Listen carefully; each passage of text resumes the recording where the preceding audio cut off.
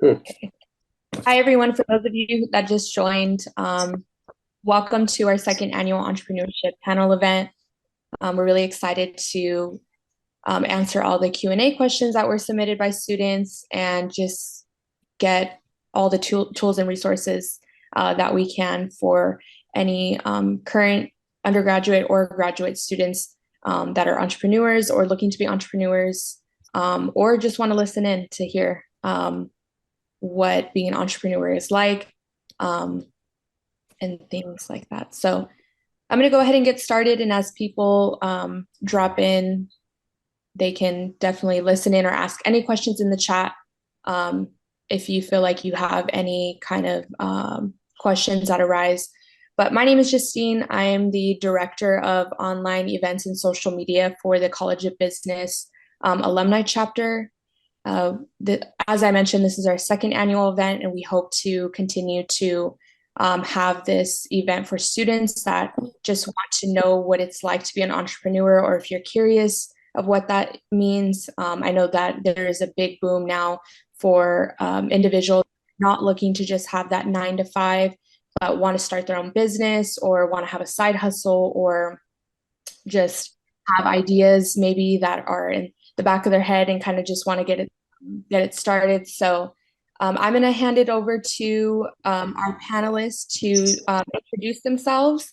And then after the introduction, we could go ahead and get started with our Q&A portion. So Dan B, if you'd like to introduce yourself and give us a little bit of background. Thank you. Hi, everybody. I'm Dan Bamick, and I graduated from the College of Business in 2000. I was a CIS major. And back when I was in my senior year of college, me and 5 other people from Cal Poly decided to start an advertising agency that now works with more restaurant chains than anyone in the United States. I'm personally, not only am I a very proud Cal Poly alumnus, but I serve on a board for the National Restaurant Association, and I work a lot with the California Restaurant Association's nonprofit called Restaurants Care that benefits restaurant employees that come up against unexpected hardships. And one of the things that, if you were to ask me back when I was 21 years old and we started our company, did I want to go and be an entrepreneur? The answer would have been resoundingly no. I had a great job that I was expecting to be at after school. And then I had an opportunity to go and partner with some people that I really meshed well with. And here we are, 24 years later. In fact, we're going to have our 24-year anniversary party later this month. So it's just really glad to be able to go and be on this chat with you guys. And a lot of our clients, companies like Habit Burger and Roundtable Pizza and Ike Sandwiches and Ginya and Yard House, companies like that you guys have all probably eaten at. So thank you. But that's my quick background. Nice. Thank you, Dan. Jonas, did you want to go ahead and introduce yourself and give us a little bit of background? Yeah, sure. So hey everyone, I'm Jonas. I graduated from Cal Poly in 2020. I was part of the COVID year that graduated. I started a company right outside of college. We called it Trusty. It was a fintech and real estate kind of hybrid software company that I started with initially 3 other people from Cal Poly, 2 of which that I met within the NASA CPP business program, which I'm not sure if is still active these days, but it was run by Dr. Eskaya. And that's really kind of where some of my entrepreneurial aspirations came in and really starting to lean into the tech side of things. I was very involved within real estate. My first 3 years of college, I started doing commercial real estate around the end of my freshman year of college, and then continued that through my junior and senior years as kind of my passive income or just kind of side job while I was in school, and then doing the NASA CPP business program. And essentially, after I graduated, I always wanted to start my own software company. I thought that there would be an opportunity to essentially really transform the real estate space with technology. So that's why we ended up building the product. We worked on that for about the last 3 years. Unfortunately, with just the way things go in the entrepreneur world, things kind of fizzle out sometimes over time. And so currently now I'm working for another real estate startup company that's not my own, but I sit right under the C-suite to advise and consult on how to raise funding, as well as develop the technology as a product manager as well. And then offer consulting services as well to other real estate and fintech software companies. So it's a little bit about me. Nice. Thank you, Jonas. And Ace, if you want to go ahead and give your introduction and background. All right, what's going on? I'm Ace. Hello, everybody. My business is called NX Agency, and we basically just create content for people. We help brands with their content game. So whether that's photography, videography, we partner with them, and sometimes even strategize how to push the content out. Obviously, we all know what content is, and it's in many forms. We just want to elevate everything and make sure they look the part and it matches their brand visually. Because a lot of these shops that I've worked with before, their visual identity doesn't really match. They could be making money, which is fantastic, but then they don't know the creative side, which is very important. We've also worked with a production company. I've also worked with big names like Nike and Fashion Week in Milan and all that stuff. So it's kind of everywhere because content is everything. So I feel like we're just barely touching like every single thing. So there's so many, and we want to just kind of venture towards everything. But basically photography and videography is kind of like our expertise in that sense, whatever scale that is. And yeah, it's been for 3 years. Can't complain. I feel like I'm so new compared to everybody here, and I'm not a Cal Poly Tech alumni, but I'm glad to be here. And yeah, this is what entrepreneurship looks like, I guess. If you want to start something, start something. So here I am. Nice to meet you guys. We love it. Thank you, Ace. And then Sean, if you want to give us a little bit of background. Of course. Before I start, I would like to thank Cal Poly, and I also would like to thank Justine for leading this event and also hosting and being our moderator for tonight. So yes, my name is Sean Takari, and today I will be representing Takari International, as you can see the name and my logo up above. So a little bit about my background is that I have recently graduated from Cal Poly Pomona back in May of this year, so freshly new grad here. And I graduated with a degree in Business of Technology and Operation Management. And this degree definitely have taught me the importance of operation management and supply chain, which I would say could be related to the business that I currently am in, which is the food distribution business. So Takari International is mostly a B2B food distribution business where we would get our product from Asian countries such as Indonesia, and we would resell them to grocery store, local market, restaurant, and e-commerce. Some of our big name customer would include Walmart, 99 Ranch, H Mart, Whole Foods, and those are just some of our customers right there. And our product consists of coffee candy, Kopiko, Kara coconut water. We sell D Natural Juice, that is our branded product. And we also sell E-Fruity, we sell butter cookie, Danisa, we sell tea, and we also have a wafer stick. And but yeah, a little bit of a history about this business. It has actually started by my father back in 1988, and I am currently being mentored by my father. And maybe one day, I can see myself inheriting the business. So currently, I'm under mentorship by my father.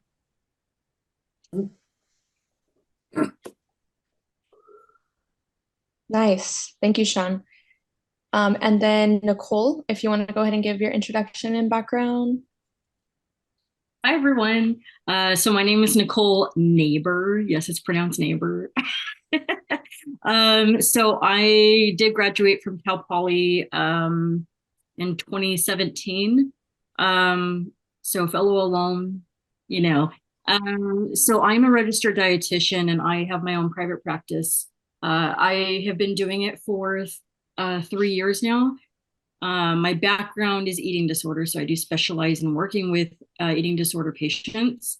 But I can take general, medical nutrition-based therapeutic clients as well with chronic illnesses and diseases, since that's what we studied in school. Let's see. Well, I've always known I wanted to work for myself. I have a natural leadership ability, and I really wish that they had something in school for that. Especially working in healthcare, there's a lot of us and there's never a shortage of dietitians. So I really try to advocate for a type of class when I was a junior or a senior in school. But never happened. Who knows? Maybe I'll go back and teach later, part-time. So yeah, I've been doing this for a couple of years. It's, great to be my own boss, and I work full time on the side too. Well, not really side, full time. So it's a little rough trying to balance out, but I found my groove. I have a steady caseload with clients. And I just make my work-life balance work. And yeah, I really love it. That's great. Thank you, Nicole. I appreciate the background. And then last but not least, Samuel, if you want to give us an introduction and background. Yeah. Hey guys, I'm Sam. I also am a Cal Poly alum. I just graduated this summer actually. However, my business was started while I was in school. I started in about 2018, I want to say. I got like full self-employed entrepreneurship. And like Ace, I'm in the creative field. So what I do is I'm a director, filmmaker, producer. I wear a lot of hats in what I do. So I work in the automotive marketing and PR. As a filmmaker, I help them do marketing videos, social media videos. As I operate a camera, I'll direct drivers, I'll direct either like talent within the video. So like it's kind of a lot of everything within the creative space that I'm a part of. So it's hard for me to describe. But for the most part, I operate a camera or I tell people what to do with their camera. How did I start? I kind of started just as a hobby in 2018. I picked up the camera beforehand in 2016, but then I kind of got busy, asked people, connected with people, and then before I knew it, I met the right people to where I was able to do it full time. I was able to quit my 9 to 5, and then it just kind of steamrolled from there. And I was able to work with brands like Porsche, Ferrari. I've done fashion stuff with Fashion Nova and Alo, just to name just like some credibility, I guess. Like I'm pretty busy, so it's really hard for me to find some free time. But yeah, I kind of just bet on myself to see how far I can get with it. I didn't plan on being a business owner, self-employed. Because I started off as an engineer, and then I kind of fell out of love with that once I got into programming and crazy physics. But yeah, I graduated as a marketing major, and yeah, and here I am. I'm Sam. Nice to meet you guys.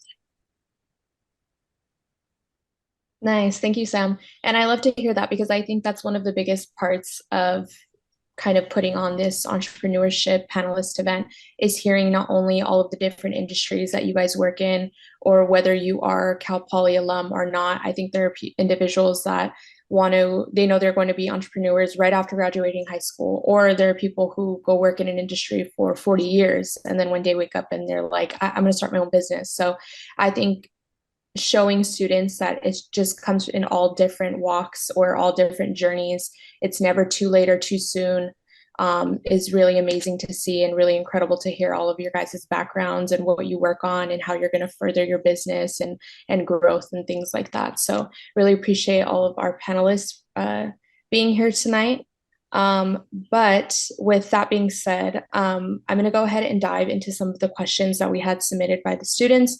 And kind of, pick the brains of all our panelists we have here tonight. So the first question being, what are some challenges that you faced as a business owner and how did you solve them?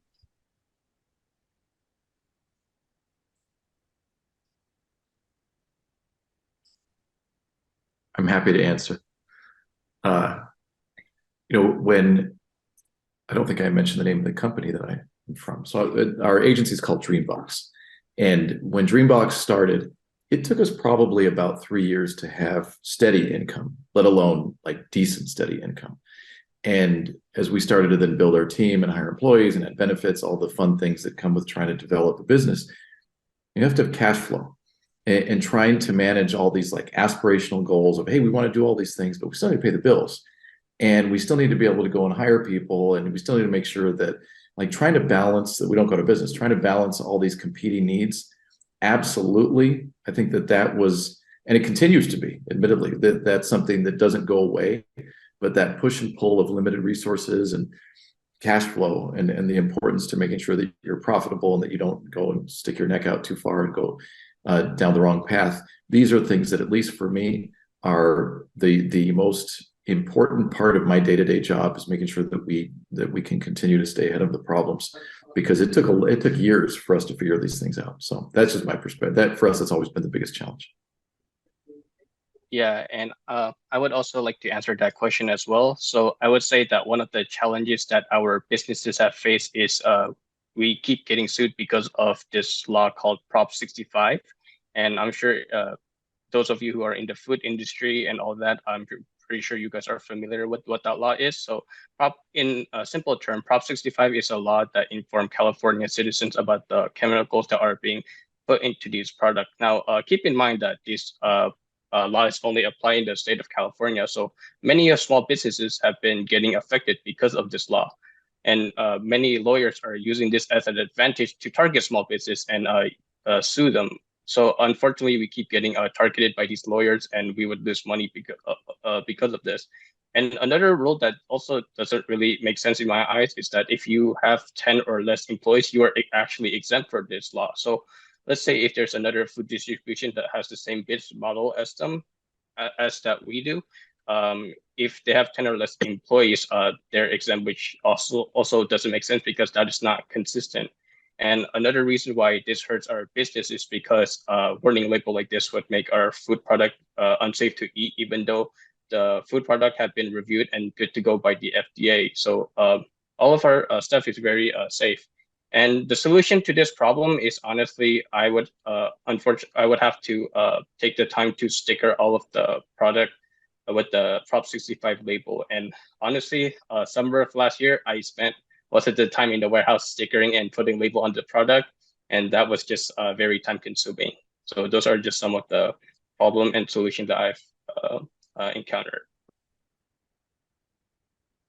I feel like I can also contribute to the question. So I don't know what other fields struggle with this, but within the creative space, you have to keep up with the technology, which means like your business or yourself, you have to keep buying the new equipment as the new tech comes out, the new camera comes out, because people request that stuff and they can tell the difference when you're using the equipment. It's showing a lot of times with clients, like let's say you're doing something for a huge marketing agency, if you don't show up with the big camera, even though it may not be necessary, like your iPhone could be great. If you don't show up with that, they won't hire you, which is something in the creative space that you have to struggle with. But that's obviously like once you're like all the way at the top, like big budget stuff. But when I first started personally, I was self-financed. That was just all my money that I had. So I'd have to save my money from working at Costco and then like buy like a nicer camera. And then I would get more work, but it would take me a few months to make that money back from buying all this equipment. And then at some point I reach a certain client or a certain skill level, and then I have to buy more stuff and spend all my money again. So it's kind of it's like a vicious cycle within the creative space where you have to keep buying new equipment and stay up to date with what the industry standard is, and it's always changing. And now that I'm able to like have a pretty consistent client base and pretty decent income, I don't have to struggle with that as much, but it's something that the creative space in terms of like videography, photography will always kind of have to deal with, and something that I had to struggle with just to get to having a decent side of income that I have now.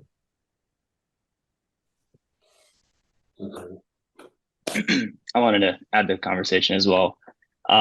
So I guess I think the hardest things for me when I was starting out was really trying to establish credibility for myself. Real estate is one of those, it's an industry where it's a lot of older people. So even when I was starting out as a commercial real estate agent, I was always trying to fight for people's attention to even take me seriously, because I was 18 or 19 essentially when I was starting out in real estate, and then going out and trying to raise $500,000 from a venture capitalist to back my software is also not a very easy thing for a VC to do when he's trying to grant it to some 20-year-old kid that just has an idea. And so, one thing that I learned from commercial real estate as well as from my mentors within the software space was really just learning this practice of called like setting the table, and just really when you come to a meeting or you're putting yourself in front of people that are potentially going to look down on you, just being fully prepared and ready to go. I can't tell you how far that goes. And also just exuding confidence in yourself that you know what you're talking about goes when like coming to these people that have tons of experience within the space. That's honestly, I think how we got as far as we did was truly just because every single meeting that we went to, we would do in-depth research on who we'd be talking to. If we go to a conference, we know who the audience is, what people we're going to be targeting at that conference. Every venture capitalist that we spoke to, we knew exactly what their fund was directed at, what type of money that they were looking to put in, what were their metrics, and just that kind of stuff goes a really long way. And the preparation and things that you're learning in school of how to actually properly do research on people and the products and the things that you do, those skills do translate into entrepreneurship. And I think that they're super important.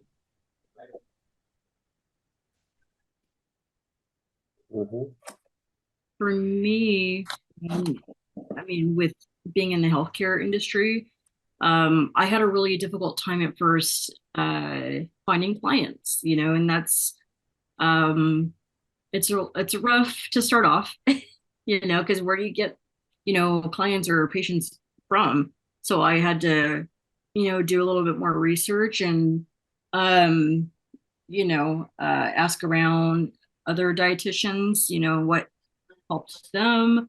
But basically it took a couple months, to have a steady list of clients or clientele.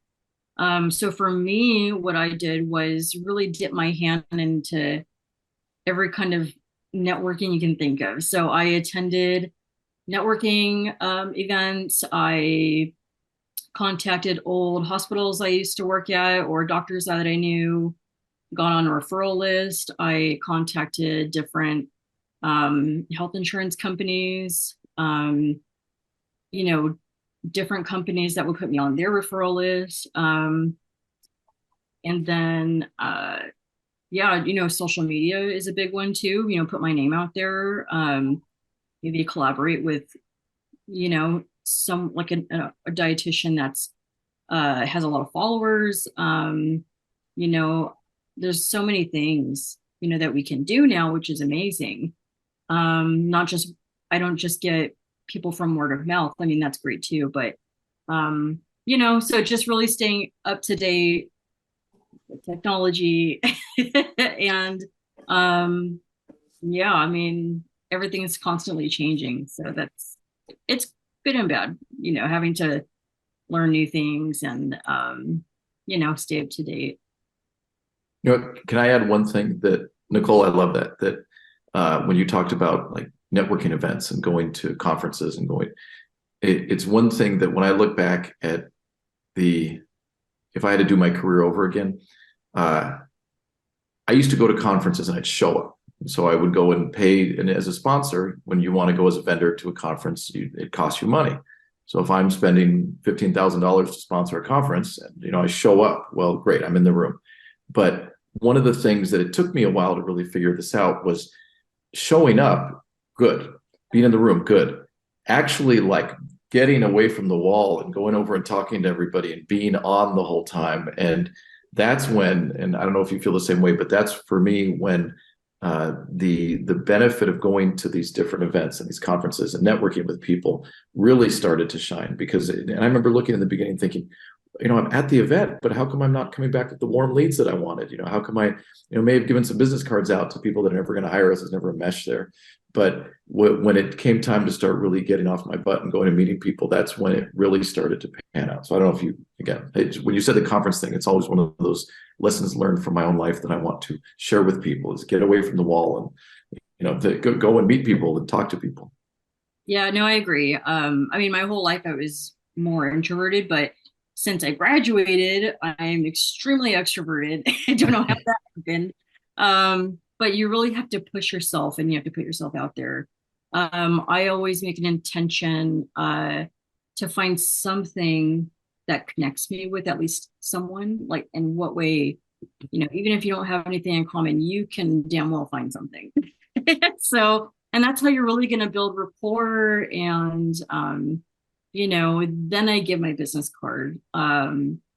but it took some learning curves, but yeah, no, I agree. You have to be in the room and not just sit there in the room. Yeah, and I mean, I can add on to that. It's pretty simple, but it's took me a while also to learn. Is just if you see someone you want to connect with, or like a company, or just whoever it is, just ask. Just go up to them and ask, and just connect with them. Like the worst they can say is no, but just the fact of you going up and showing initiative is just enough for someone just to like maybe even want to make that connection with you.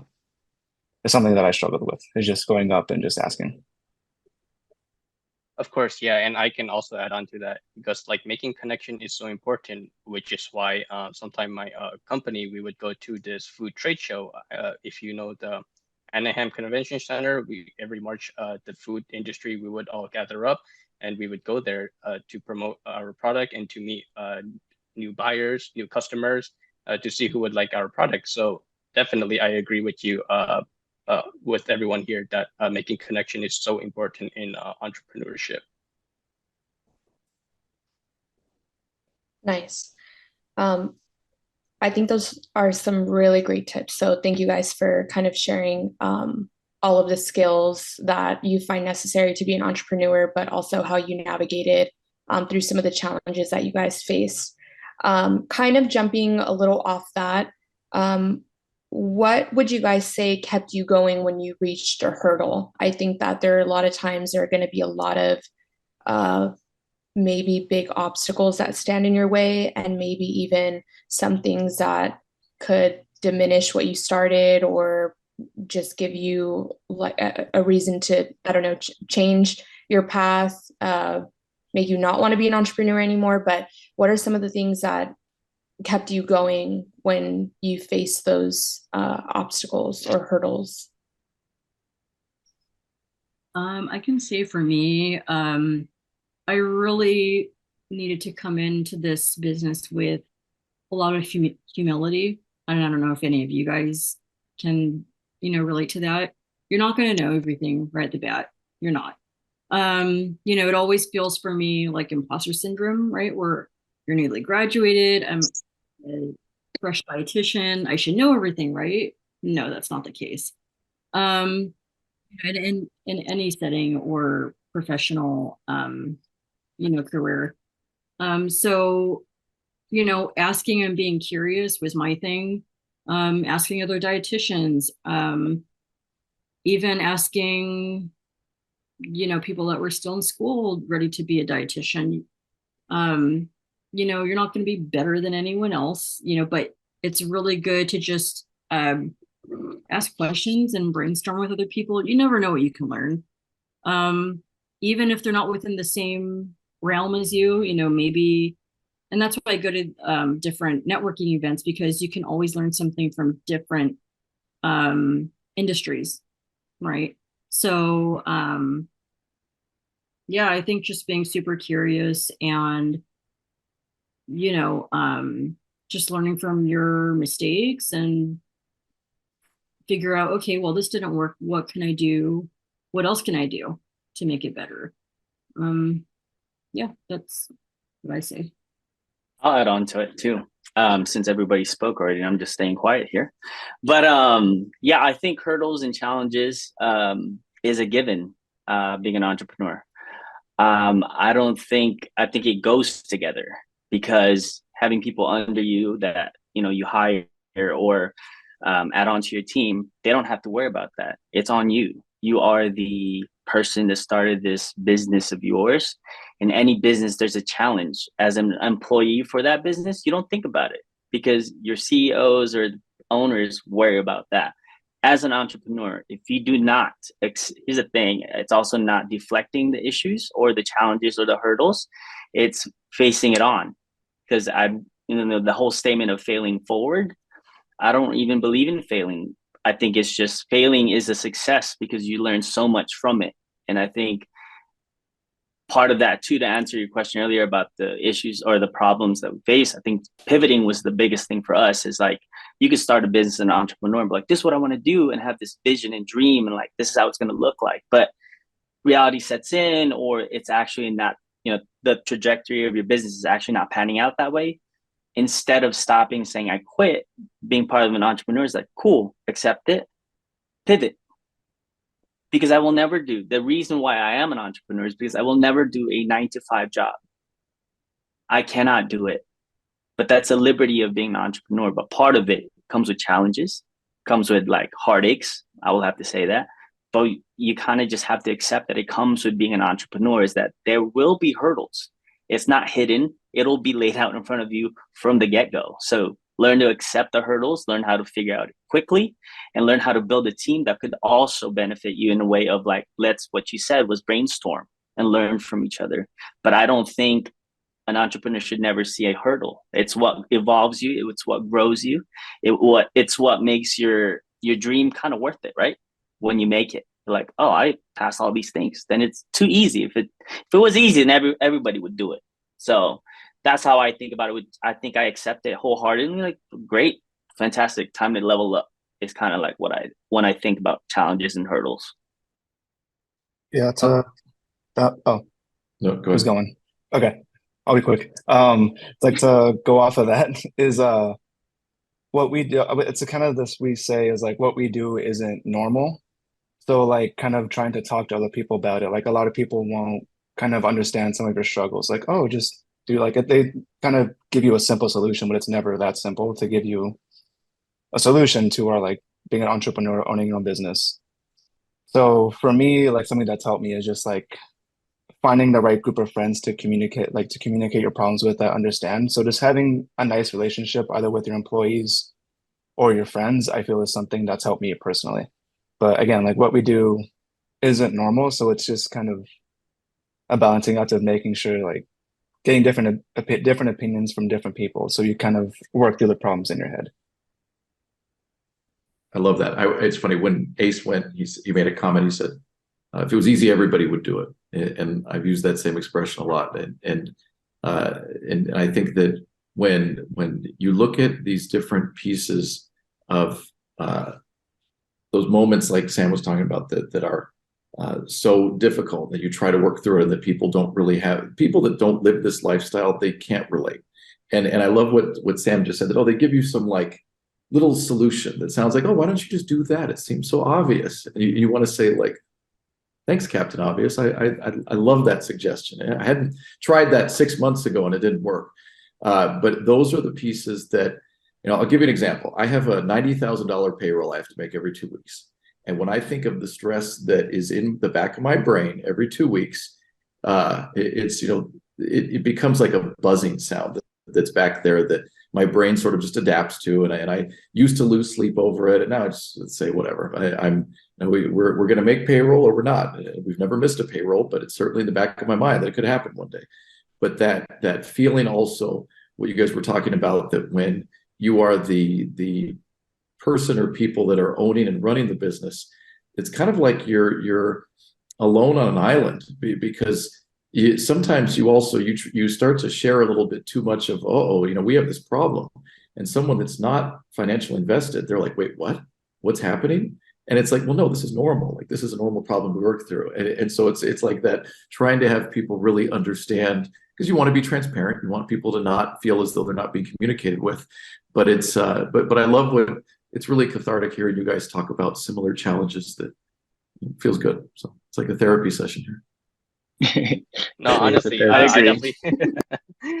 And I just want to jump on and say I definitely relate to you, Dan, about the payroll thing, because just like us, every 2 weeks we would always have to do payroll for our company. We have about 20 employees in our office, so every bi-weekly is also the payroll. So I definitely understand that. And Samuel, I know how you mentioned that sometimes being an entrepreneur is also like this lonely journey that no one really understand. And I definitely get that, because I've been there. Many of my friends also questioned me about, well, why I want to do it. But for me, when it comes to back to the question about like what is the motivation about me wanting to become one, it's because like I just want to be able to provide for my future family. I want to create generational wealth and serving others as well. And this basically goes back with me growing up, because I was very fortunate, and I also never struggled financially too, because My father was definitely a very hardworking man, and I definitely look up to him, which is why he is currently my mentor right now. And with helping people as well, I definitely would like to help donate to the less fortunate, and then maybe possibly run for office as well. But that is basically my whole motivation. And then whenever I go through the struggles, I have to think back, okay, what is my motivation to be an entrepreneur? So then I have those reasons to make me keep going for myself. Can I add one more thing? So, I mean, you guys have said a lot of great stuff in terms of what it's like when you're in the journey and you have all these different hurdles that you're going through, and I relate to all of those. I also want to put into perspective of what it's like when your business also can potentially come to an end. Since my startup, just ended actually about 4 months ago, all of those things that are eating at you the entire time we're like, oh my God, I'm not going to make payroll, or where am I going to get this funding, or like, why aren't there any more clients? And it just absolutely consumes you, and you feel like there's nothing else that you can do. And you're like, I just got to crawl out of this hole and start something new. I think for me, coming out on the other side of this now, it's not like there was like an actual focal point where I could say this is where it ended and this is where the new point is starting. Like, entrepreneurship is just a continuous journey. And so kind of what keeps you going is the fact that, yeah, I opened all these doors down this hole, but there's like a billion other holes I can go down, and there's a ton more doors in those holes as well. And so, like, I think when we talk about being an entrepreneur, it is that itch of like, you can just keep going over and over and over again and keep taking the hits. And that's what you're just so inspired to just explore and build things, create, provide. And I think that's like the traits that you have to have in order to be an entrepreneur and overcome those major hurdles, even when it does feel like the entire world has collapsed on you and it's time to shut things down. There's always something else you could rebuild and do it better. So that's where I'm at today. That's great. Thank you, guys. For our next question, where did you learn the processes you use for your business to be successful? Are you self-taught from the corporate world, use Cal Poly curriculum, etc., or any tips for developing your own process? So basically any type of process specifically that you guys used in order to be successful, and kind of where your background led into that. I can start There this you go. one. So I would say the best skill that I used in learning was listening, because I'm all self-taught with my skills. For the most part, I did get a marketing degree at Cal Poly, which I plan on using now, as like I plan on getting a more of like a director role and like pitching more and doing more selling. So it's easier for me to communicate creative ideas, which was helpful from Cal Poly. But the way my business, being myself, got off the ground was just meeting the right people, listening, networking, and then just always asking questions to people. Because I would see like a director or like a director of photography, a guy running the social media, like, oh, I want to do what he's doing. So let me ask him and be annoying, ask him a bunch of questions about his job and how I can do it or how I can get into it. And eventually, like, it led me to just like meeting the right people and them asking me like, hey, you're the guy that came up to me, right? Like, yeah, I got a job for you like next week if you want to do it. And then everything kind of just snowballed from there. Just me listening or asking the question, then just making sure I'm listening to the answer. And then yeah, that's pretty much, I'm all self-taught. Just always asking questions and listening to the answers.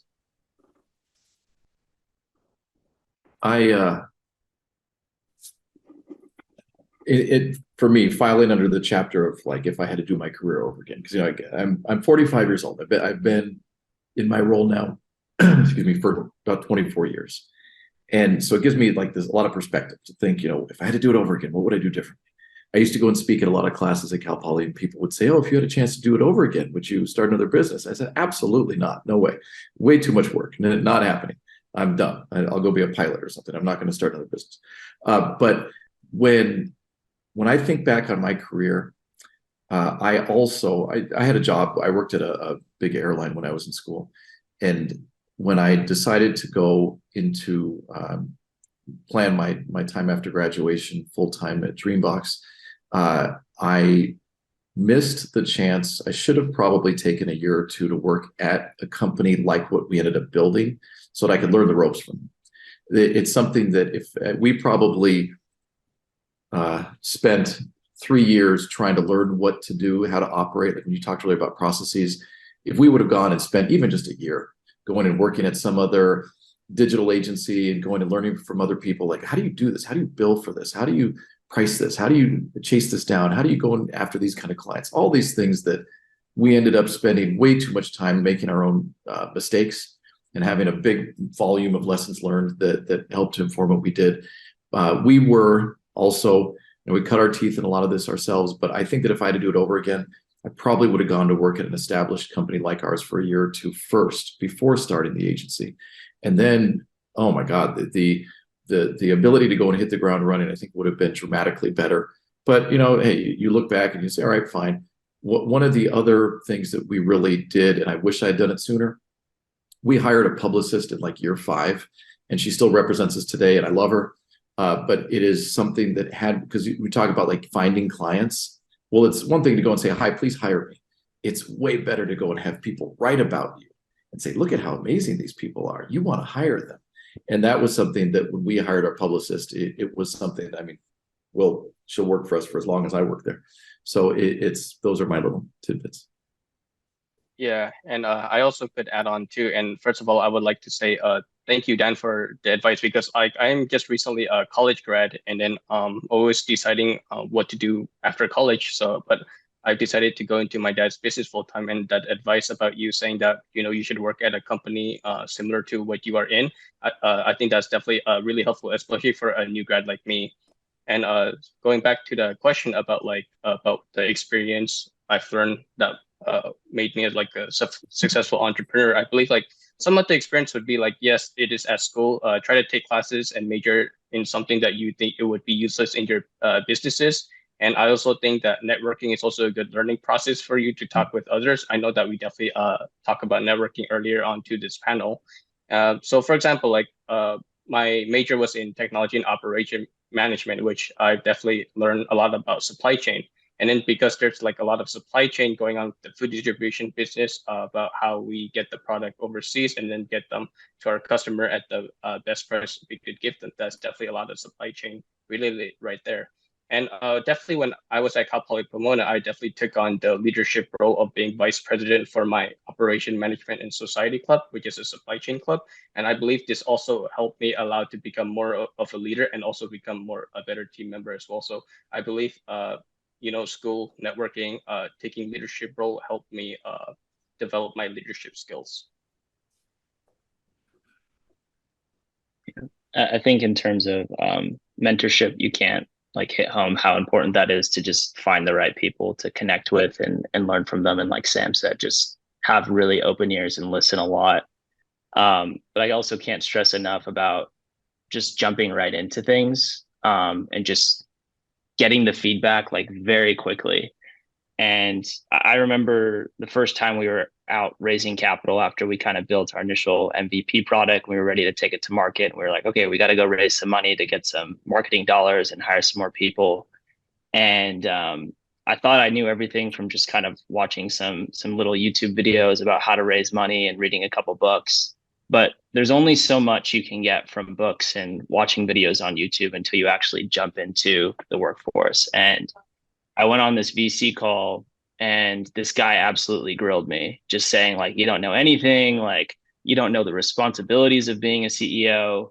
You were deferring way too much to your co-founders, for certain things that you should be fully aware of, just things that I just felt like, oh my gosh, I'm so dumbfounded. Like I could do so much better.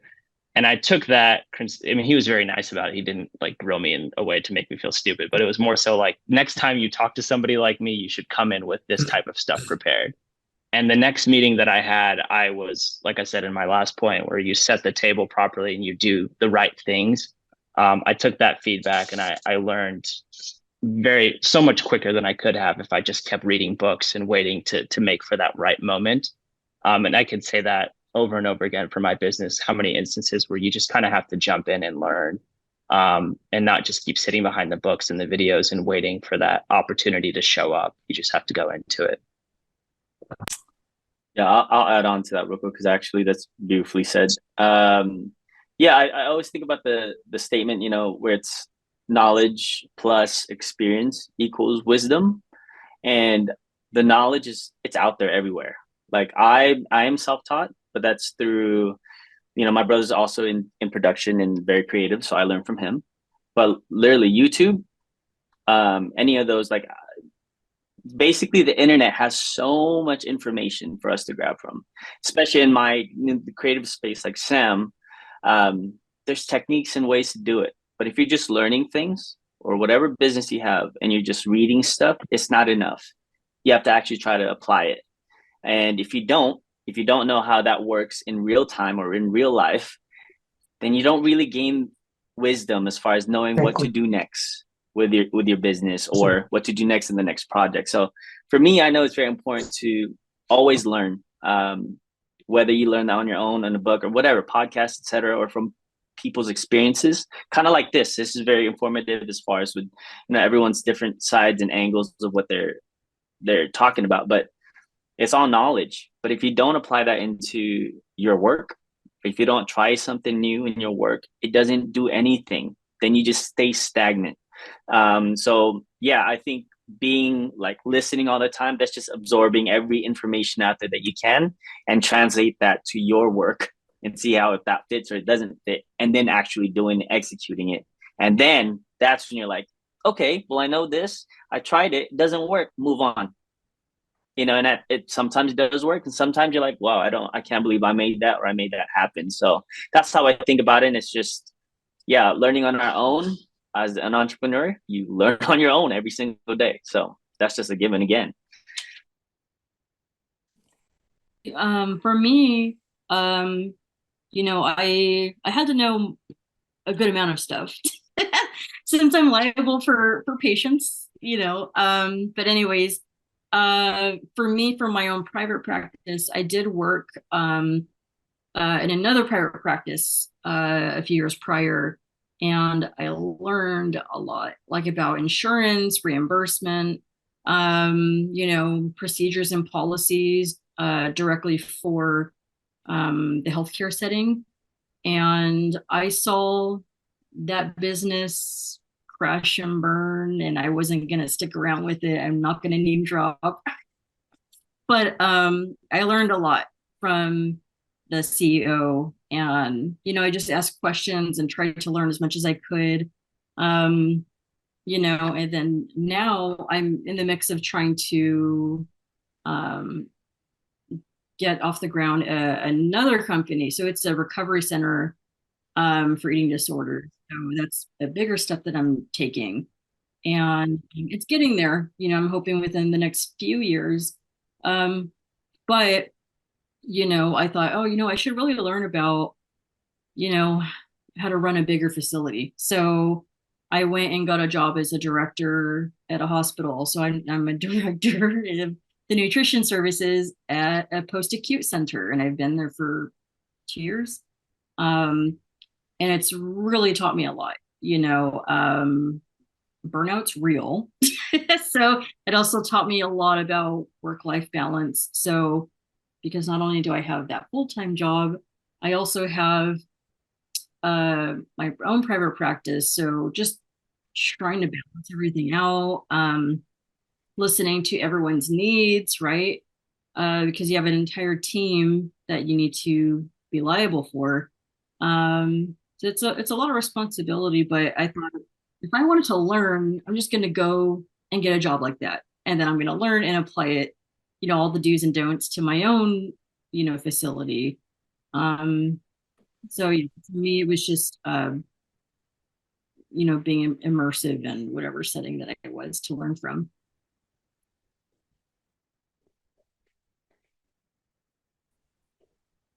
Nice. Thank you, guys.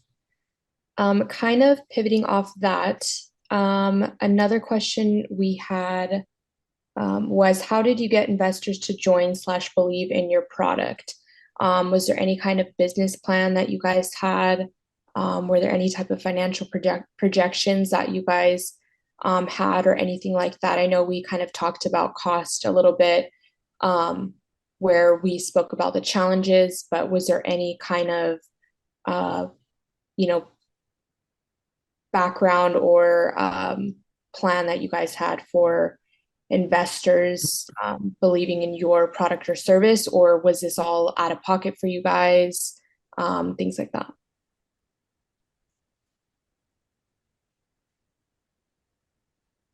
Can I ask Jonas, are you allowed to tell everybody how much money you guys raised? Yeah, we raised about 750,000, I think was the number that we raised in total from VCs. I mean, that's phenomenal. Yeah. And so for some background, I know Jonas. But I think that you have such a great part of this, because I got nothing on this one, but can you tell your story, please? Yeah, I mean, in terms of like getting investors to believe in your stuff, it kind of goes into a little bit of the stuff I was already talking about before, where you have to, there's so many things, jumping into it, getting that experience, obviously. But I guess in terms of like a plan that you come in with, like I actually went to Dan first and asked for help, because he was, when I went out of the Bronco Startup Challenge and we won, Dan was our mentor and he introduced us to somebody else who had raised funding. The guy's name was Cody Barbo, and he runs another startup called Trust and Will. And he gave me his playbook on how to prepare to start talking to investors. And so this is where I was learning how to read the books and watch the different videos and stuff that Cody gave me, as well as how to create demand. But there is a business plan. Like, I wouldn't say that any investor is going to sit and look through like a 30-page business plan and like look at your 10-year financial projections row by row. Like, that's just not in their best interest. Like, really it comes down to like how effectively you design your pitch, how much demand that you create around your product and such. So, different things were, establishing a really good reputation for yourself, like through like LinkedIn, having a lot of credibility through there, your social media presence, having a well-designed, well put together deck, really, appeasing the format that they're looking for. So it's really like that 10 slide problem, solution, product, basically any type of roadmap that you guys can find on there. In terms of preparation, it is really a kind of a templated out process. The only advice that I really could give is, like I said before, you got to jump into it and understand the questions that you're going to get asked for your very specific type of business. You're not going to know those from reading a book. Because all of the questions that got thrown at me were not the ones that are on your deck. It's the ones that are outside of your business or outside of the deck. And it's the very specific stuff for your business that they want to know about you. And it becomes repetitive after a while. Like once you talk to enough people, like I spoke to probably over about 400 VCs when I tried to raise my first round. Like it takes a lot of time to just get all of this feedback. But you just have to jump into it, like I said. So I can't really give like a set in stone procedure. Like if anyone reached out, I'd be happy to provide the same sort of resources that I got that helped me get kind of the structure of what to start with. But beyond that, it is really like impromptu and trying to figure out how to go out there and get people to give you money. Sorry if that's a very long-winded answer, but awesome. That's as good as it gets.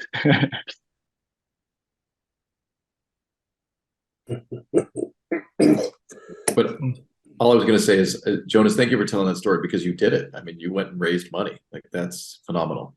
And I still remember the first couple of chats that you and I had about that process. And I said, guys, I got nothing here.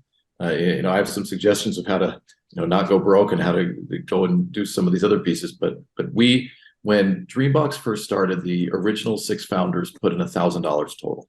So I think my original investment was $200 of that, something around there. And it was something that, in hindsight, had we raised some money, we probably could have done things a little bit quicker, but we didn't know how.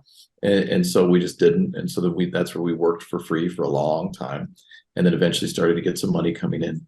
But I like the route of raising money a lot, because then you get to go and get paid while you're trying to go and prove the viability of the business, instead of going and doing that all on your back. So it's different ways to approach it.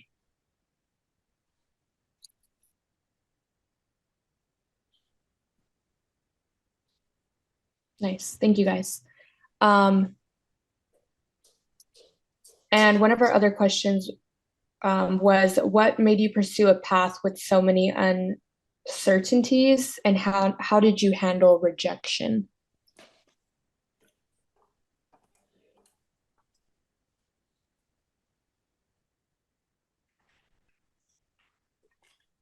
I don't want to be the first one to go, so somebody else go first. I'll put myself out there. I mean, there's a lot of rejection.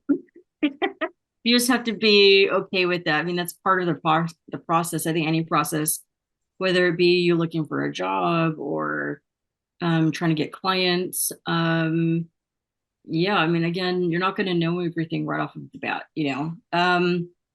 So for me, again, you know, I just take it as another opportunity, right? Like, what can I learn from this experience, you know? And just, I have a little notebook that I've had for a couple of years now, since the year before I started this business.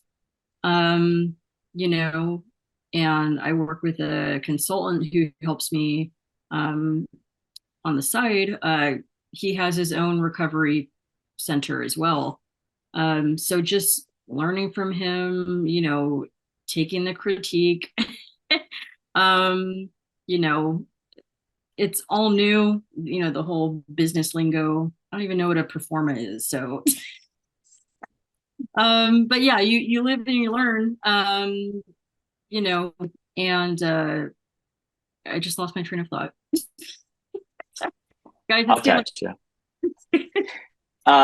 Yeah, rejections are hard, man. I don't know what to tell you. It used to sting a lot more than what it is now. I remember my business partner was like, be a rock. And I was like, I don't know what that means. He was like, well, don't feel anything. And I'm like, oh, okay, move on to the next one, you know, which actually does help. But I think part of life is feeling things out, and that's in your business, because that is your life. It's part of your life. So, but what I did also learn after maturing a little bit is that do not take everything personal.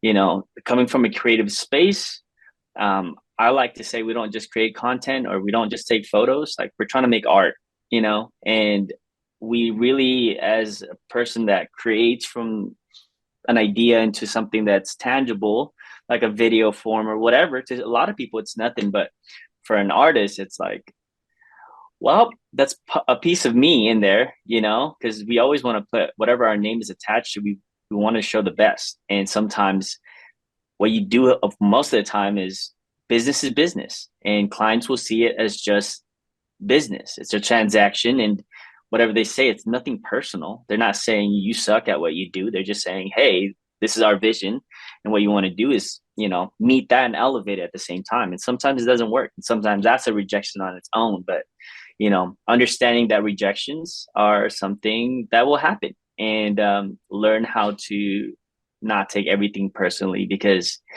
being secure in your emotional status is a wonderful thing in business. And it's really good when it's in an in-person conversation with people, you know, learning how to not be emotional with it, or learn not to get offended or whatever, because it's business and that's what it is. And it's the best way to move forward in any situation with a client. So rejections are hard, but you could be better. Yeah, and yeah, I definitely agree with everyone here. Rejection is definitely hard, and honestly, rejection is definitely my middle name. I've been rejected from job application, my entrepreneurship journey, even from girls. I've been rejected everywhere. So honestly, so how do I deal with rejection? Honestly, I try not to take it personally. I try to take it lightly.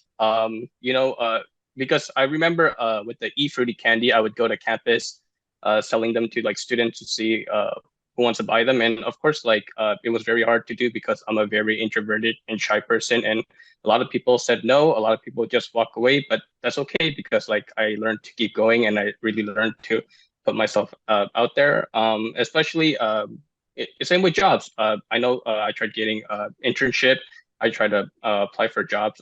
Unfortunately, they always ghosted me, or they would, you know, just never replied. But that is okay, because just like with anything in life, I feel entrepreneurship as entrepreneurship is not the destination, but it is a journey, and part of that journey is to get rejected, because that's just part of the game, and that's just how I view it. So yeah, just don't take everything personally. Because there will always be more opportunity later on in life. I love that. And not taking anything personal. Am I on? Okay. Not taking anything personal is like something that is really important when getting rejected or just doing business in general. Something that I had practiced, it's not maybe not the best practice, but when either you're pitching to a client and you lose the client, that as in they go to someone else, I find it's beneficial for me to understand why they went with the other person, and kind of understanding like what maybe, I mean, obviously someone's probably just going to outbid you, which you can't really compete against, because it's also important to stick with your price if you're a business, to be just like, this is my price and this is what I offer. And then obviously you got to sell it better than what I'm selling it right now. But that's what you have to do as a business, because it's better for everyone, as it makes it, I forgot there's a chart for this, but stating your price, and if they can afford you, then they can afford you and they'll stick with you. But lowering your price lowers their standards for you. So you have to make sure you're firm and you stick with your cost. But again, it's like studying why the business went with someone else, understanding what they may offer. And if you're able to recognize that, you can either incorporate it or just pivot to how you can find something else that you can sell on that would be a better product. I like the not taking it personally. I'll tell you guys a story about a professional failure of mine. Not something I'm proud of, but I think it's a good lesson learned. So you guys may know that In-N-Out Burger had their 75th anniversary party at Fairplex 2 weeks ago. I don't know if any of you guys were there. I was there. So my company, Dreambox, used to be In-N-Out Burger's digital partner. Great relationship with them. I had meetings with Lindsay Snyder. Like, we had a wonderfully tight relationship with them. And one day, yours truly lost his cool on a phone call. I took something personal. And they nodded and they said, well, Mr. Bama, that's great. You're fired. So we're going to go and find someone that doesn't yell at us. And that was it. I wish that I had lost my cool with, irrelevant burger brand number 2, but I did it with In-N-Out Burger. So that was a little bit of a phone call I wish I could take back. But I, for many years, and it stung a little less when Habit Burger hired us and we're like, okay, great, now we can still work with another burger brand. But when the 75th anniversary party came around, I bought tickets right away, because I was like, you know what? I want my 6-year-old daughter to be able to go and see this. I want her to know that I have, in my career, 10 years of working with that brand. And it took a long time for me to be able to kind of put that away, because I had a lot of like negative sentiment about, mostly at myself, that expression, you point your finger, you got 3 coming back at you. That was me. And so it was something that it took me, like, I wouldn't eat it In-N-Out Burger for a long time because I was so frustrated with how I handled it. But all I can say is that idea of not taking things personally, because you're right, sometimes things change. I mean, I don't know about you guys, but for us, our business with a client is always most at risk when there's leadership turnover. And it's like when we see in some trade publication that, oh no, they have a new CMO. It's like, oh God, the business is at risk. And so like that's immediately the biggest danger. But sometimes it happens where they then say, hey, we worked with people in the past. The new CMO has these relationships. Sorry, we're moving on.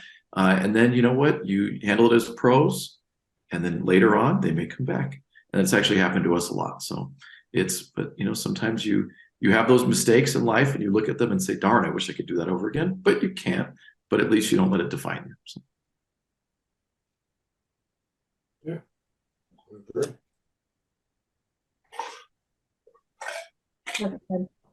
Thank you, guys. Thank you, Dan, for sharing that story. I think that's really important as well, to know. I think one of the things I just want to chime in here really quickly is knowing that rejection is redirection. And I'm a firm believer in that. And I think that if something wasn't for you, then it's just not for you, and it's not where you're supposed to end up. And I think that you can take that into any area of your life. And I think that even doing a lot of the self-reflection, like you mentioned, Dan, because it was something that you felt that it was what you had done or said or happened, but then you didn't take that with you for the rest of your career. You kind of let it go and you did that self-reflection, and you moved on as the entrepreneur that you were, and that it ultimately did help you grow. So I think that's super important. Kind of pivoting off of this question, but I know that social media plays such a huge part in today's generation. And I know that we've talked about, some of you guys being content creators. Are there any certain platforms that you feel are most beneficial for you guys, given whatever industry you're in? How has that elevated your business, such as using Instagram or LinkedIn or things like that in order to help elevate yourself, or even your own kind of websites and things like that?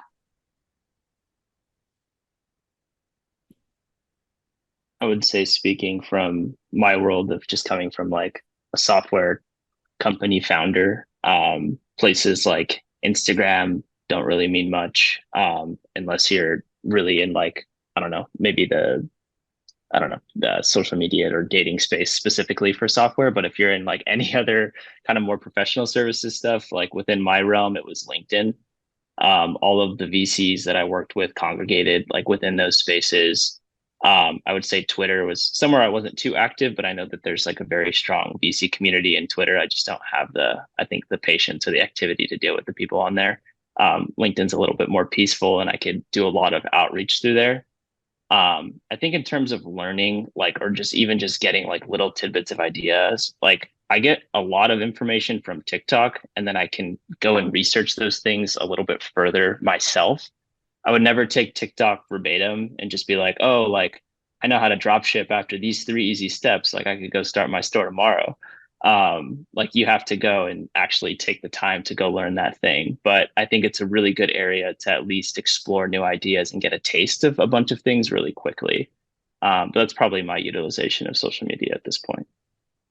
Yeah, and I definitely agree with you, Jonas. LinkedIn, TikTok are definitely all great social media platform for businesses, because on LinkedIn, I've had many people, try to reach me out, try to talk to me through LinkedIn, and I love making connection on LinkedIn as well, since that's where most of the professionals are at. And I think TikTok is now definitely something that is growing as well, because like I noticed that I do TikTok like just for fun, and I noticed that I get like a lot of views on it, and I could definitely see it be turned into a business opportunity, because like now there's this feature called a TikTok shop where you can sell on TikTok, and you can also grow and scale your businesses through TikTok. And but yeah, I definitely really like that social media, and I think with my brand, that is definitely the path that I'm going with right now.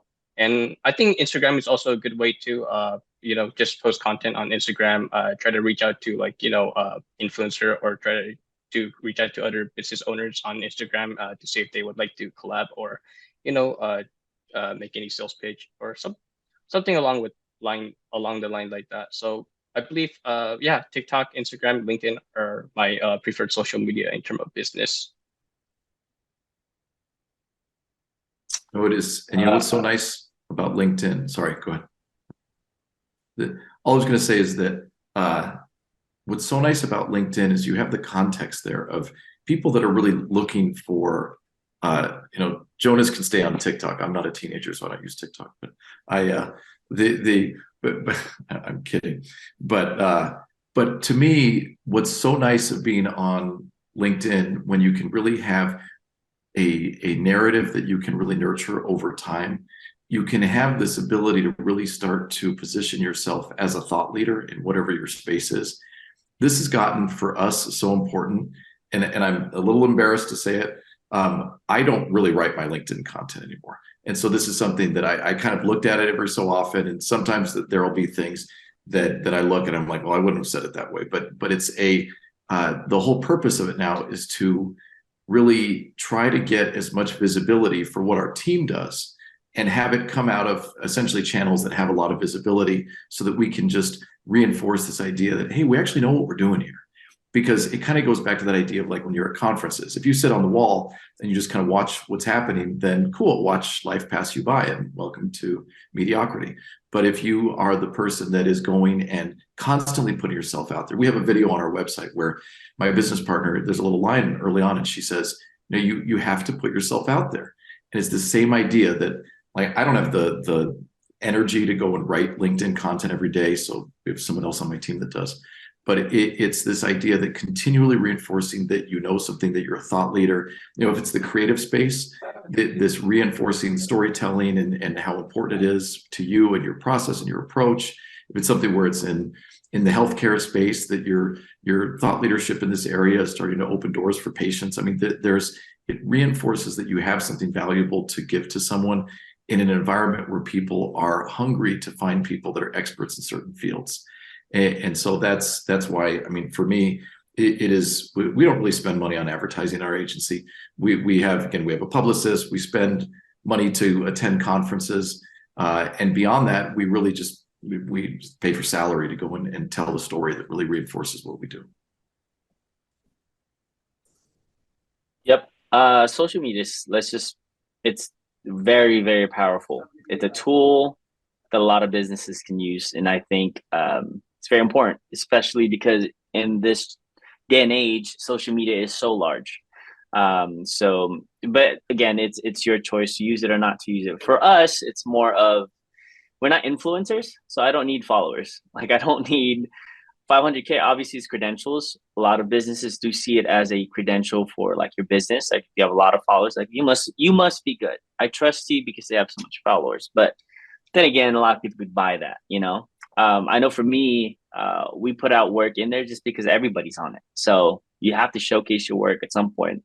That's kind of like what we use it for. And also, we love that, the followers that we do get are the people that hire us, not just give us hearts on our posts. Because what matters is putting money in our pocket or feeding the people that we need to feed.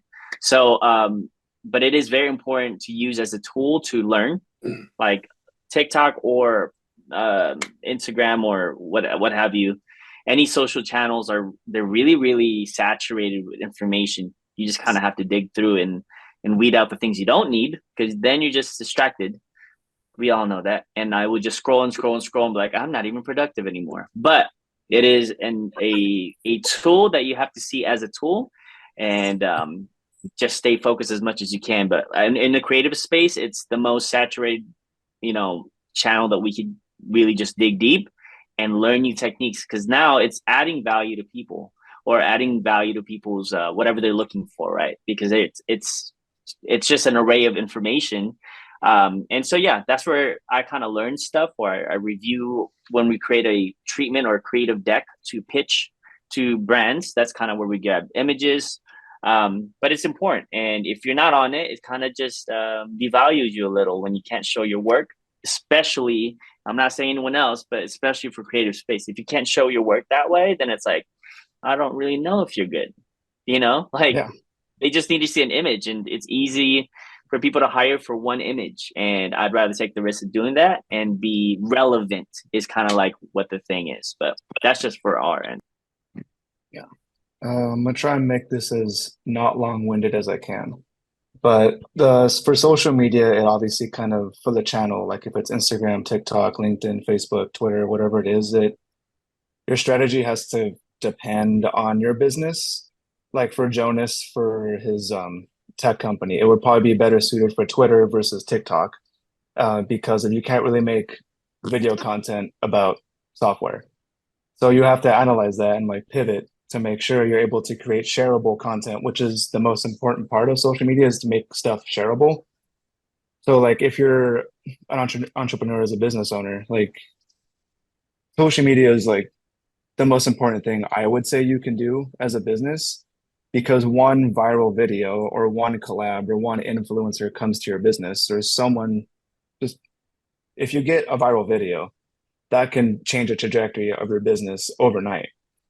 So having social media and being active on social media also shows presence that you're active. Like Ace said, like just be relevant. Even though you're maybe only getting average like 20 views in a video, people will find you regardless, because that's just how the algorithm works.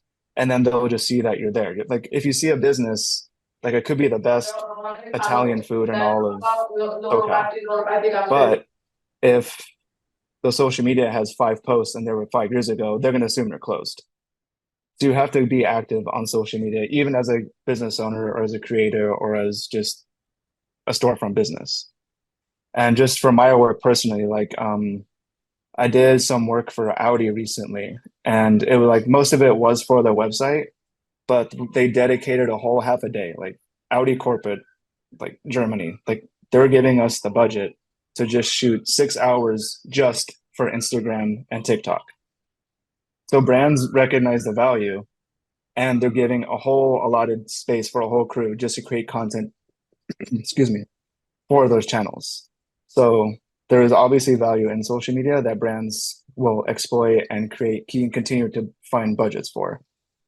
So I would argue that social media, whether Twitter, Instagram, TikTok, LinkedIn, it's extremely valuable for a company. Nice. Thank you. Okay, so I kind of want to just open this portion up to any questions that weren't previously submitted that students possibly have. Any questions, go ahead and drop in the chat, and we would love to have our panelists answer these if there wasn't anything already submitted. Can I answer one, please? There's one that has my name on it, so may I answer it, please? Yeah, go for it, Dan. So David Carr says, what about hiring outside consultants or coaches to assist the business owner and team? So I can speak to this.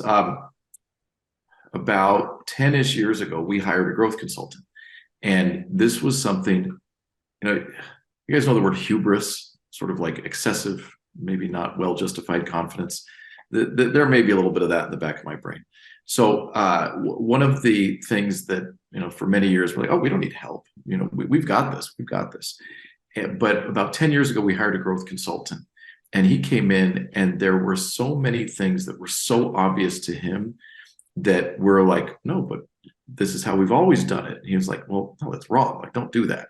And these little incremental changes that he recommended and that we adopted really changed quality of life for not just myself and my partner, but for so many of our team members, that helped improve profitability, helped address new business acquisition. There were so many areas that, especially when you find a consultant that really, he was a perfect match for us. He'd run an agency just like ours. He'd sold it to a big holding company out of France. And so he had the understanding of sort of what's needed to be able to really go and grow a business to ultimately get it acquired, which is always, hey, if you're an entrepreneur, you want to go and you can either create a job, which in many ways, I think that's what I've done for myself, which is fine.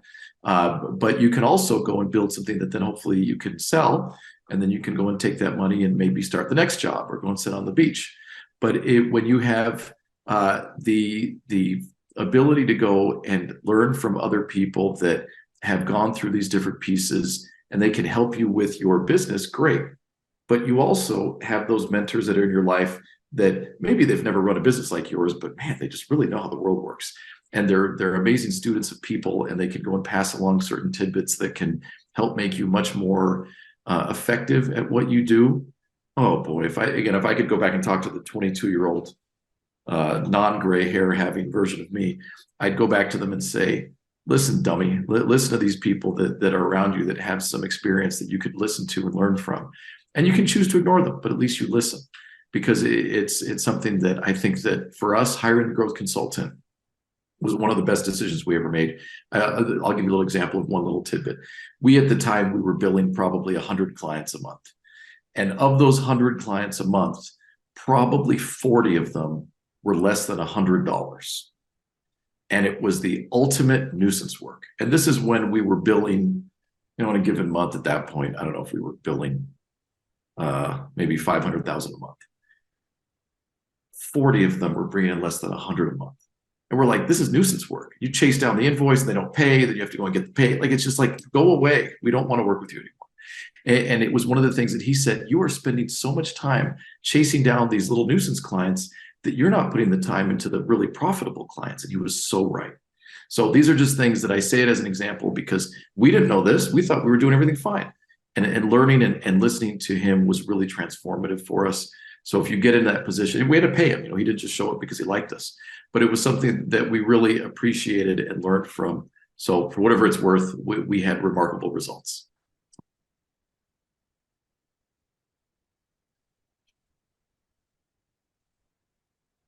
Nice. Thanks, Dan. So I guess I could reply to Jonas about how do you find the right business to start. So honestly, it really comes down to passion. What are you passionate about, and what do you like to do? And start off with that, and then you can start it as a side hustle, and then eventually you can start doing that full time. I guess with me, the reason why I decided to go into the food distribution business is because it's simple. I love food. I love to eat, and I love food, so that's why I got into the business. And then food is also something that is universally loved, so everyone around me love food as well, and then that is something that we can share. So that's all I really have to say. Is definitely find your passion and then try to build a business around that.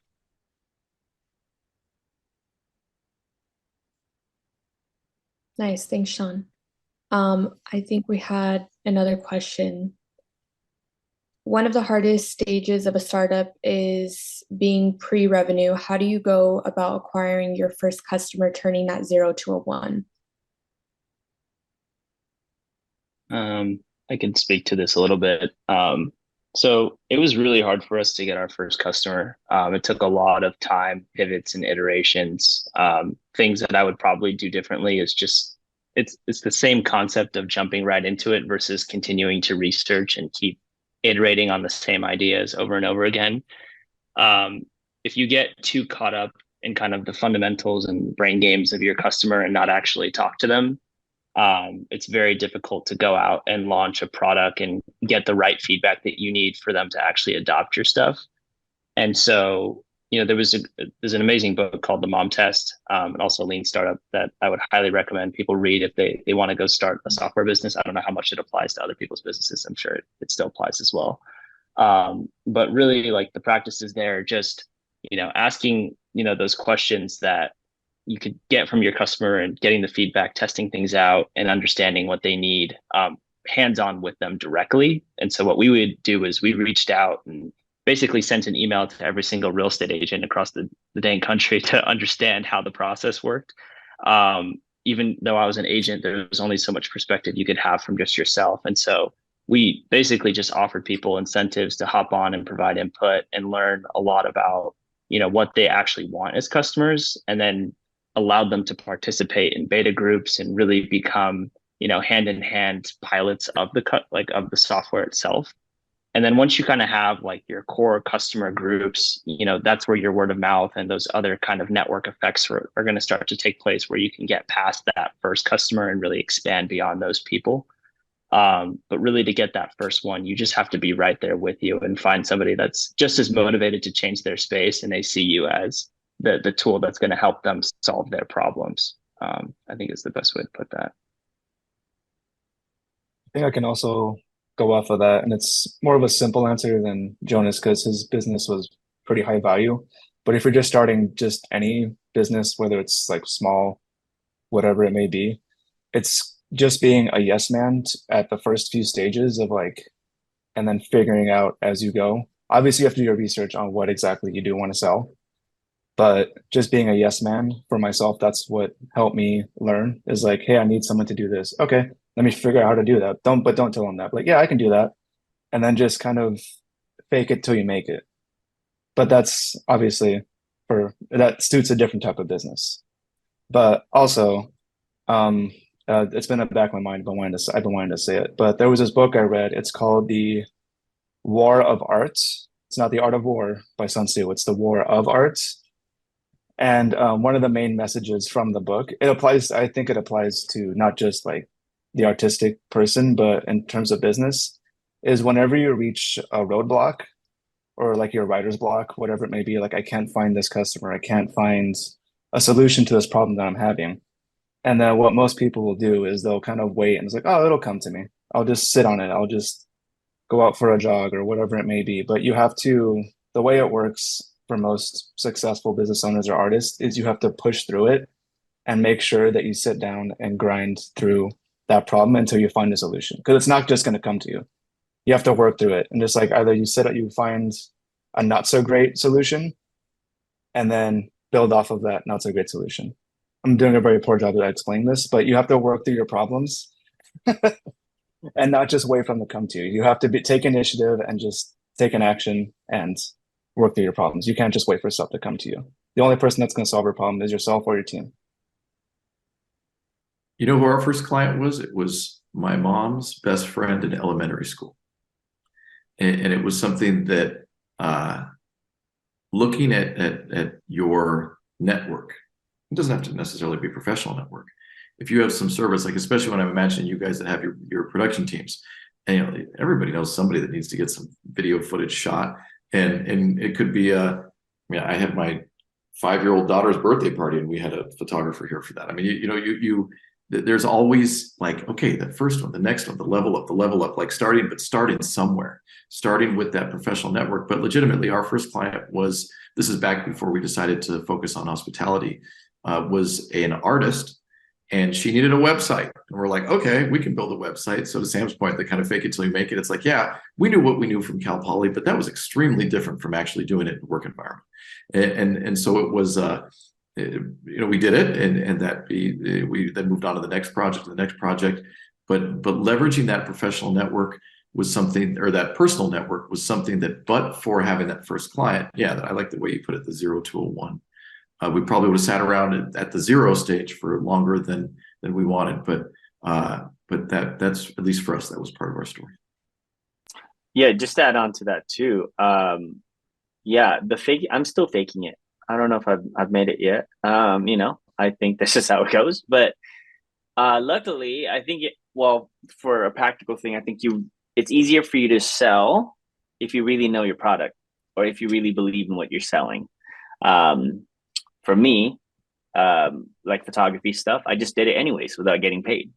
My first client was actually someone asking me what my rate was, and I was like, "What the heck is a rate? Like, I don't even know what that is." And then I Googled it, and I was like, okay, that's a good price. And I didn't know how to back it up. Now my price doesn't even match. But for me, I'm like, this is my price. This is what I feel my value is. But I think from turning 0 to 1, I think really knowing what you're selling, really believing in what you're selling, because you'll speak about it and it sells itself in that way. And I've always worked for me just because I love what I do. So if you, and I actually also, it was, a person from church. I go to church and there's a lot of people that need video, or when I started this production, to be a little bit more official, but everybody needs something. The mom and pop shops are not competing with these big companies. So I'm like, well, I could be that help for the mom. The goal was always to help people. And so if sometimes you got to do it for free because you just want to say yes to the project without getting paid for it, so be it. But if you do good work, they'll call you back. And then they talk about you of how good your work is. And that's how you get 0 to 10. So I feel like that's really important, is anything that you do work in, like make sure that you do the best that you can, because it matters to people, whether you know it or not. So 1000%. I love what you just said there about, hey, if you're going to do some free work, whether you call it spec work, you're going to just do some free work to build portfolio, it has to be your best, because that's the only reason to do it.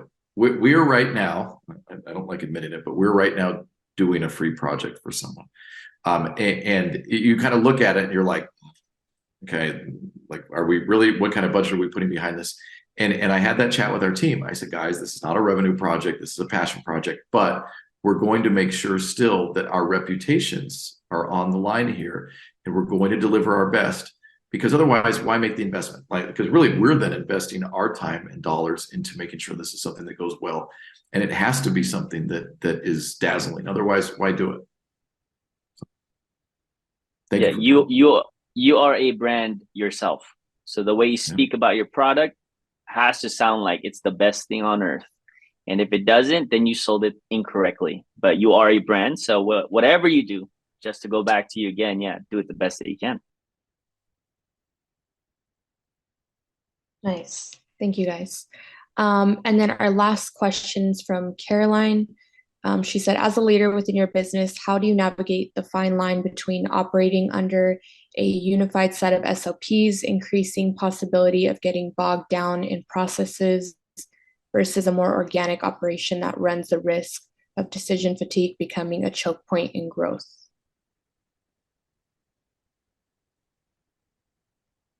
That's an extremely intricate question.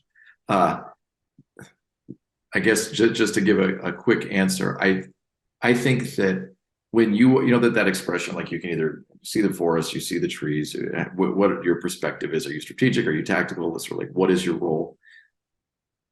For me, avoiding burnout is to introduce a little bit of variety to that equation.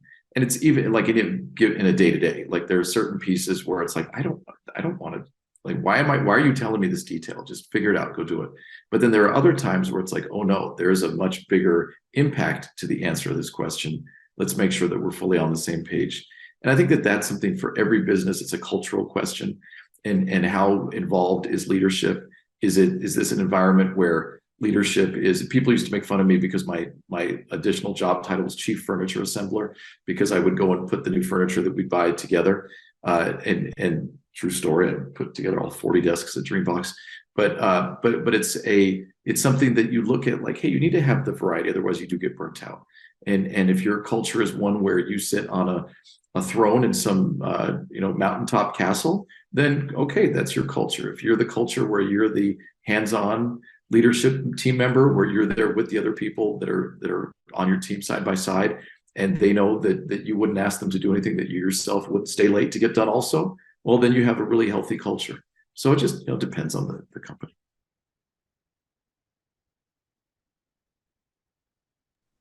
Nice. Thank you, Dan. We are 6 minutes over, so I do want to be respectful of everyone's time. I do want to say thank you again to all our panelists for making time to attend this virtual event. For our second year in a row now, we really appreciate all of the feedback, advice, and guidance that you've given the students. And I'm hoping all of the students as well were able to get something out of this, or